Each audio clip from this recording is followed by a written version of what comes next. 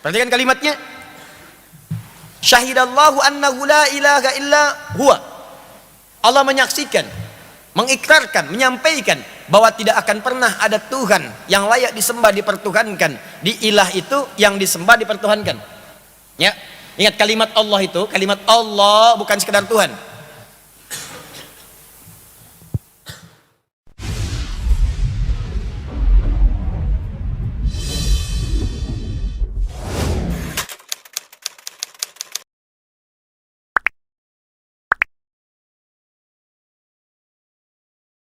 Bismillahirrahmanirrahim. Paragraf yang ketiga.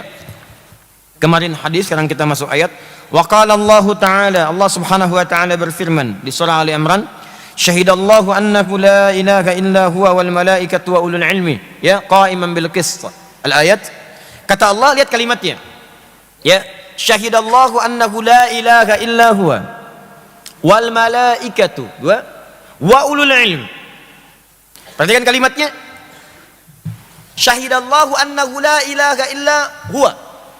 Allah menyaksikan, mengikrarkan, menyampaikan bahwa tidak akan pernah ada Tuhan yang layak disembah dipertuhankan. Di ilah itu yang disembah dipertuhankan. Ya, ingat kalimat Allah itu, kalimat Allah bukan sekedar Tuhan. Tolong lihat sini ya. Kelihatan ini Bu? Belum Bu ya, belum saya tulis nih. Ya. Kalau enggak iman ibu kuat banget nih. Nah ya, ini Allah.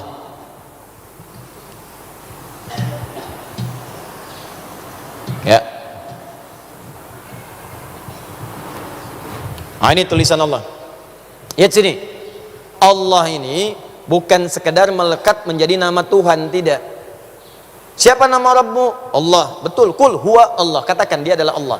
Cuma ketika kita menyebutkan Allah, maka Allah ini mengandung dua makna. Yang dua makna ini menjadi konsekuensi kita kemudian untuk mengikutinya. Apa dua makna ini? Satu, nama ini menunjuk kepada sebuah pengakuan, ikrar. Ikrar. Nama satu-satunya Tuhan yang saat disebutkan kita mengakui tidak ada yang lainnya. Ya. Jadi kalau sudah mengatakan Allah, berarti itu sekaligus nafi, nggak ada yang lain. Makanya kalimat syahadat dibuka dengan kalimat nafi dulu, menafikan yang lain, baru menetapkan yang ini. Asyhadu an la ilaha, nggak ada Tuhan yang lain tuh, illallah kecuali ini. Di begitu disebutkan Allah, maka Anda tidak boleh mengakui yang lain sebagai Tuhan, hanya Allah saja yang ini. Paham? Di siapa Tuhan Allah? Maka kalau sudah mengatakan Rabbu Allah, kamu Muslim, agama Islam, maka tidak boleh lisannya mengatakan ada Tuhan lain selain Allah atau agama lain selain Islam. Kalau sudah mengatakan dirinya Muslim, jelas ya, ini keyakinan kita. Kalau kita menghargai orang lain yang berkeyakinan, itu harus kita hargai. Lakum dinukum, silakan. Ya, negara mengakui agama ini, ada sekian agama, diakui negara, kita hargai. Tapi sebagai Muslim kita mengakui Islam yang paling benar. Allah satu-satunya Tuhan. Makanya kalau ada orang berkata Allah Tuhan saya, tidak boleh mengatakan ada Tuhan lain atau semua agama sama, menuju pada Tuhan yang sama, cuman caranya beda-beda. Maka syahadat orang ini dipertanyakan. Itu ada cacat dalam tauhidnya, cacat imannya, bermasalah. Nah kalau oleh Quran aja disebut cacat iman, masa antum ngaji ke orang-orang begitu? Kata Allah orang itu cacat, masa antum ngaji ke orang itu? Ngaji itu untuk mendekatkan diri kepada Allah. Orang itu disebut oleh Allah, orang ini cacat, punya masalah. Allahnya aja udah nggak menerima mereka, perkataan, statementnya nggak diterima, masa antum mau ngaji ke orang-orang begitu? Bahkan disebut oleh Quran ini orang berbahaya. Itu di Quran surah kedua Al-Baqarah ayat 204 sampai 207, paling kiri dari atas ke bawah. Wa minan nasi, ada sementara orang, may yu'jibuka qawluhu fil hayatid dunya wa yushhidullaha ala ma fi qalbihi wa huwa aladul khisam. Ada sementara orang yang kalau berkata-kata retorikanya cantik, kalimatnya begitu menarik. Ini orang ini kalau bicaranya bagus, kalimatnya menarik, indah, kosakatanya memukau, logikanya tuh kayaknya jalan tut. Tapi bahayanya, awas, kadang-kadang bawa ayat dipotong-potong, tapi bahayanya wa huwa aladul khisam, ini musuh yang paling nyata. Karena dia menjauhkan kita dari Allah, bahkan kemana-mana membawa kerusakan. Wa idza tawalla sa'a fil ardi, kalau kemana-mana dia ngasih ceramah, ngasih seminar, ngasih ini, nulis buku macam-macam, isinya rusak tuh. Ya, menjauhkan kita dari kedekatan kepada Allah. Saya sering katakan liberal itu lebih berbahaya, liberal sekuler itu lebih berbahaya daripada kemusyrikan. Musyrik aja udah bahaya, taruhannya neraka, nggak keluar. Liberal lebih parah. Orang musyrik bisa tobat, tapi orang liberal itu bisa menghambat orang mau tobat. Begitu orang mau masuk Islam atau yang musyrik mau tobat, dia katakan, semua agama sama, menuju pada Tuhan yang sama, cuman caranya beda-beda. Itu fitrah dalam kehidupan. Fitrahmu kamu. Ya. Ada orang kena penyakit, LGBT itu penyakit, kita bawa untuk sembuh, kita doain tiap malam. Terus kita jelaskan baik-baik, nggak kita celah, nggak kita hina, kita doakan, kita arahkan. Datang orang-orang ini bikin kampanye, hargai hak LGBT. Kalau ada yang begitu tinggalin tuh, jauhin, tinggalin, tenggelamkan. Ya, paham? Ya, karena dia merusak. Ini orang kita ajak sembuh, dia bikin sakit. Yang paling dahsyat membuat dia kemudian terjebak dalam kubangan maksiat. Kita mau tarik dia, datang tiba-tiba. Kamu memang fitrahnya begitu, sejak lahir sudah takdirnya LGBT. Enak aja. Kalau dia kita doakan anaknya begitu, nggak akan mau tuh. Dia pun nggak akan ridho kalau anaknya begitu. Dia nggak akan ridho kalau pasangannya begitu. Buktinya pasangan dia normal. Ya, kenapa kamu nggak pilih pasangan sejenis saja? Ya, paham ya? Nah, ini kalau sudah mengatakan hanya Allah Tuhan kita, Allah, siapa Tuhanmu? Allah, maka konsekuensinya hanya Allah yang kemudian kita pertuhankan. Paham? Saya mohon maaf ya, kalau urusan akidah saya akan tegas saya. Karena taruhannya bukan cuma taruhan iman, itu surga neraka. Ya, surga dan neraka. Paham ya? Dua, kalau sudah disebutkan nama Allah, maka ini yang kedua maknanya komitmen untuk beribadah menyembahnya. Jadi ada makna ubudiyah. Satu, ada makna uluhiyah, menuhankan Allah. Yang kedua ada makna ubudiyah.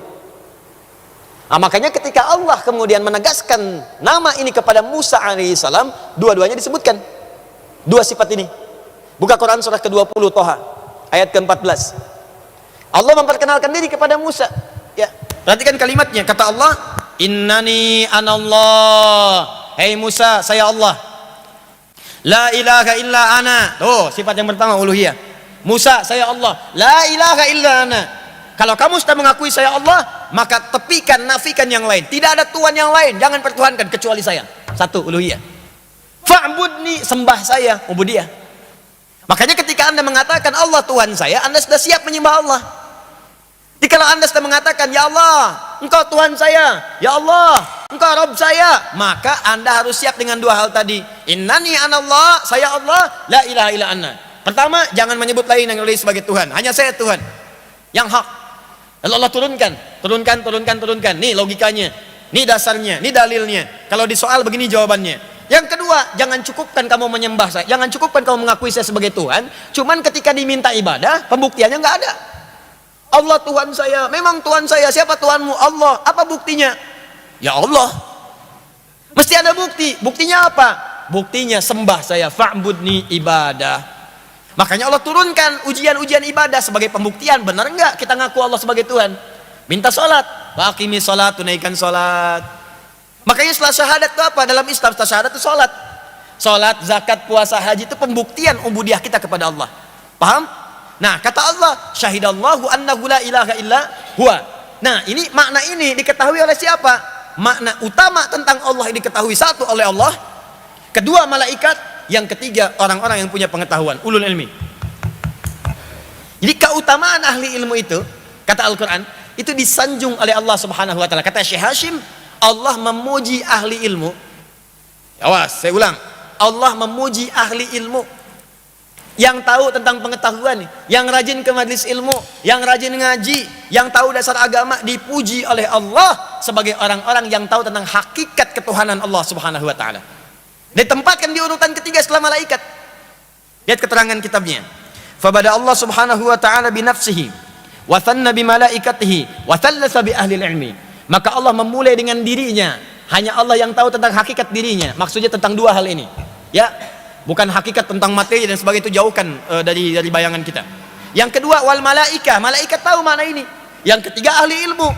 Makanya ahli ilmu itu kalau ngaji tidak cukup mengatakan saya muslim bersyahadat, tidak. Maka ahli ilmu akan belajar dari syahadatnya bagaimana menetapkan Tuhan itu sebagai Allah sebagai Tuhan.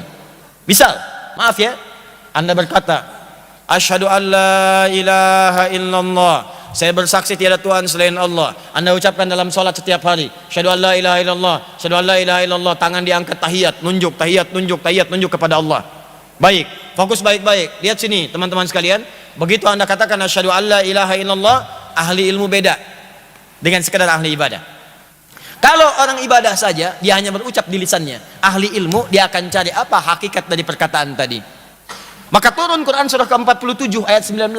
Fa'lam annahu la ilaha illallah. Fa'lam, maka Anda mesti cari ilmu. Mesti tahu. Cari pengetahuan, mesti belajar. Untuk menetapkan, untuk meyakinkan kenapa Allah itu mesti jadi Tuhan. Fa'lam annahu la ilaha illallah. Cari ilmu, cari tahu, belajar. Untuk meyakinkan pada diri Anda, sehingga Anda bisa yakin Allah sebagai Tuhan saya. Bagaimana caranya? Datangi majelis ilmu, belajar, cari babnya tauhid namanya, masuk bab tauhid, belajar di situ silahkan. Tentang sifat Allah, dulu disederhanakan jadi 20 itu bukan membatasi, contoh, ini ada berapa sifat, kumpulkan, yang paling utama, yang sering terkait dengan kehidupan kita ada 20. Dulu kan anak-anak tahun 90-an ada wujud, qidam, baqo dan seterusnya. Itu sifat-sifat dasar, bukan dibatasi pada 20 sifat, diperkenalkan itu. Ya, kitab yang diserahkan kemarin, yang Masya Allah itu kitab luar biasa itu. Masya Allah ya. Itu diantaranya ada berapa jenis, banyak sekali itu. Salah satunya Sulamut Taufik itu. Sulamut Taufik itu ditulis kalau sekarang saja, itu kurang lebih hampir 200 tahun, 199 tahun. Ya, dan itu sampai ke kita pakai tulisan tangan. Disyarah pakai tulisan Arab tapi isinya Jawa, bahasa Jawa. Atasnya ini ya matannya. Dan tintanya nggak luntur. Ditemukan di bawah galian sumur. Ya, di bawah galian sumur tuh. Di kalau guru asalnya kan itu dari Hadramaut. Ya, Syekh Abdullah Ba'alawi itu dari Hadramaut. Beliau kemudian di sana yang mengarang kitabnya, syarahnya sampai ke kita. Itu cuma dua kemungkinan, imam muridnya datang ke sini mengajar atau beliaunya pernah kemudian menyampaikan dan disalin pakai tulisan tangan. Ya, sampai di sini itu disimpan kemudian di bawah sumur dalam galian, ditemukan beberapa waktu yang lalu. Itu begitu saya perhatikan, diantaranya ada bab tentang tauhid, ada pengajaran yang simpel-simpel, masyarakatnya diajarin tuh, nggak susah-susah, yang simpel, masalah fikih sederhana, masalah tauhid sederhana. Diantaranya ada bab tentang tauhid diajarin kita, supaya kita jangan cuma sekedar syahadat, mesti tahu Allah itu bagaimana sifatnya, bagaimana ketentuannya, belajar cari ilmu. Nah, kalau sudah cari ilmu tahu seperti itu, maka kita paham tentang Allah. Itu yang dimaksud syahidallah. Di keutamaan ahli ilmu itu, yang pertama pahalanya berlipat, yang kedua dipuji oleh Allah Subhanahu wa taala sebagai orang yang kenal Allah. Ahli ilmu. Ya, antum dipuji sama orang aja, dipuji media, oh senangnya luar biasa. Muncul di TV, oh kata tetangga dikasih tahu gitu kan. Ya, kenapa muncul di TV? Kompleknya kena banjir. Ya, wah, gitu aja bangga, gitu kan? Ya, antum dipuji Allah, kenapa nggak bahagia? Ya, ayo tampilkan gitu kebahagiaan itu. Jelas ya? Ah, jadi keutamaan ahli ilmu itu, ini semangat mencari ilmu. Jadi kalau ada majelis taklim, cepat datangi. Ketika Anda datang itu, Anda sedang dipuji oleh Allah. Kapan lagi dapat pujian dari Allah? Dibayangin nih kalau ada jadwal-jadwal taklim tuh, oh saya dapat pujian dari Allah nih. Kapan lagi? Media dicari-cari, dunia cari-cari, bahkan orang datang kemana-mana aja bawa kamera, urusan dicukur aja bawa kamera, gitu kan? Urusan mau ini bawa kamera, sekarang taklim bawa kamera ini itu. Kenapa antum tidak bangga untuk mendapatkan perhatian dari Allah? Orang nyari perhatian manusia bangga, nyari perhatian Allah nggak bangga. Orang aneh itu. Orang aneh. Kita perhatikan Allah, Allah perhatikan kita. Anda ingin cari perhatian manusia, manusia perhatikan Anda. Tapi kalau Anda ingin cari perhatian Allah, maka semua akan perhatikan Anda. Saya ulang, Anda ingin cari perhatian manusia, manusia akan perhatikan Anda. Silakan. Tapi kalau Anda mencari perhatian Allah, maka semua akan memperhatikan Anda. Allah, malaikat, langit, bumi, semua makhluk di langit, di bumi semua melihat Anda. Ya. Dan mencari perhatian Allah cuma dua caranya, beramal soleh atau beramal salah. Cuma dua. Kalau bisa beramal soleh, kenapa mesti beramal salah? Ya, silakan beramal soleh. Orang belum datang ke masjid, sholat, kan, tahajud, cari perhatian Allah, dapat nilai. Malaikat suruh turun, catat pahalanya. Itu kan yang pernah terjadi di masa Nabi. Begitu datang dia sholat, turun malaikat. Ya, Ibnu Mas'ud ngaji itu sebelum orang datang ngaji sampai turun malaikat berebut. Sampai ketika dibaca, nih goyang, angin datang, pohon goyang-goyang. Beliau takut, berhenti lagi. Baca lagi, goyang lagi, turun lagi, takut, langsung datangi Nabi. Ya Rasulullah, tadi kejadian begini-begini, kata Nabi. Itu saat kamu baca, malaikat saking bagusnya bacaan kamu, malaikat berebut turun mendengarkan bacaanmu. Kalau kamu terusin, hancur tuh bangunan-bangunan. Ya, itu luar biasa. Makanya bacaan yang kayak gitu sekarang udah nggak ada lagi. Ya, antum bayangin nih kalau jemaah Al-Azhar begitu, wah hancur kubah semua tuh. Ya, paham ya? Makanya saat antum baca, malaikat gak ada yang turun. Nah, itu gambaran aja. Ya begitu, cari perhatian. Ya, jangan cari perhatian dengan cara yang salah. Masuk masjid di awal waktu, cuma buat ngintip kotak infak. Ya, habis itu bawa pulang, sholat enggak gitu kan? Nah, itu juga bahaya. Paham ya?